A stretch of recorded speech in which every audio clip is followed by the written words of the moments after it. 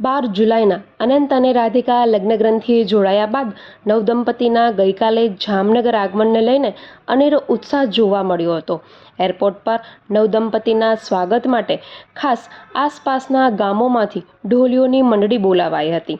ઢોલના તાલે અને ફૂલોના વરસાદ સાથે અનંત રાધિકાએ જામનગરના આંગણે પગલાં પાડ્યા હતા. આ સાથે બહેનો દ્વારા સામૈયા અને આરતી તેમજ આકાશમાં ફટાકડાની આતિશબાજી અને પરંપરાગત સાફા પહેરીને રિલાયન્સના કર્મચારીઓએ નવદંપતિનું ભવ્ય સ્વાગત કર્યું હતું. ત્યારે અનંત અને રાધિકાએ પણ હર્ષ સાથે તેને ઝીલીને લોકોનું અભિવાદન કર્યું હતું.